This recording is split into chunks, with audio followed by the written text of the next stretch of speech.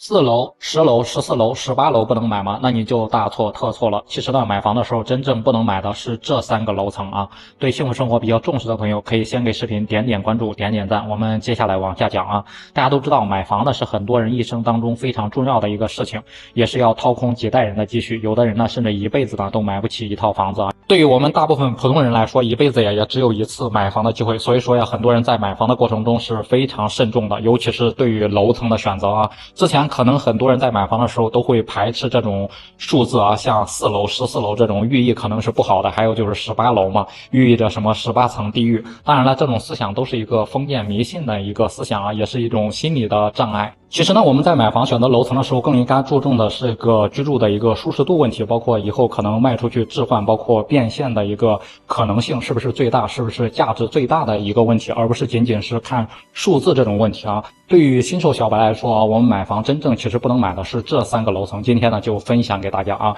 如果是第一次买房或者是打算买房没有买过房的朋友，一定要提前看一看，一定要避雷这些楼层啊。那第一个就是顶楼了啊，特别是超高层住宅的一个顶楼啊，大家应该都知道，我们去买房的时候，基本上呀，销售带我们看顶楼的房子，顶楼的房子比其他楼层起码要便宜几万块钱。所以说，所有空置的房子基本上全部都是在顶楼，一般是卖到最后才能够卖出去啊。可能很多人选择它，就因为它比其他楼层便宜很多吧，但都是一个无奈的选择啊。顶楼的缺点啊，应该很多人都知道，住过的都知道啊。第一个方面就是容易漏水啊，包括冬冷夏热，然后夏天基本上要天天开空调，因为是太阳直射嘛，直接就晒到你们家。包括它漏水的一个问题，因为是顶楼嘛，开发商做的防水，大家应该都知道是什么质量啊。随着你住的时间，包括住个5年、10年之后，整个的上面的防水的一个老化，你基本上每年都要花巨额的费用，包括几千块钱的费用去修那个漏水啊。其实花钱还好，关键是麻烦呀，头疼啊，天天为这个漏水的事儿烦心。大家觉得买一套房子天天烦心还值得买吗？所以说顶楼呀，大家一定要慎重的考虑。那第二个就是腰线层啊，其实呢，腰线的设计本身没有什么实质性的作用，只是让整个楼房的外观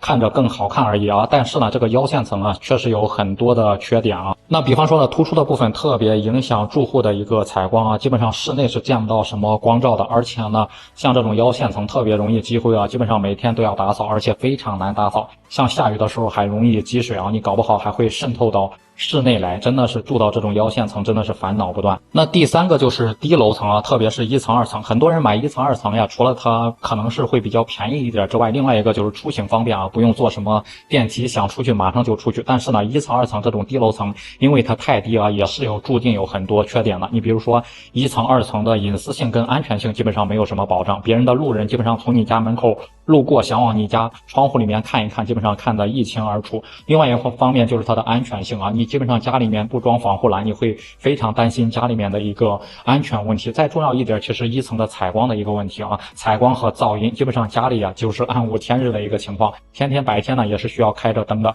另外，因为距离小区比较近嘛，所以说基本上小区里面早上有什么跑步了，有什么广场舞了，那听的是一清二楚啊，基本上大早上6、7点都会被吵醒的，因为这个噪音是无法避免的嘛。我相信呢，很多住过1层的住户应该都深有体验啊，夏天就是蚊虫特别多，基本上人家高楼层的不存在什么蚊虫问题，但是呢，特别是1层、2层，夏天呢，基本上就是天天的屋里就不敢开窗户了什么的，全部都是蚊子了、虫子了，包括苍蝇了，什么东西了啊。所以说呢，大家在买房选择楼层的时候呢，应该更加的慎重啊。咱们以上提到的3个楼层啊，大家是尽量不要选择。不知道大家对此是怎么看的？欢迎在评论区里面留言讨论。也不知道大家都是住在哪一层，也可以在评论区里面分享一下都有什么优点和缺点。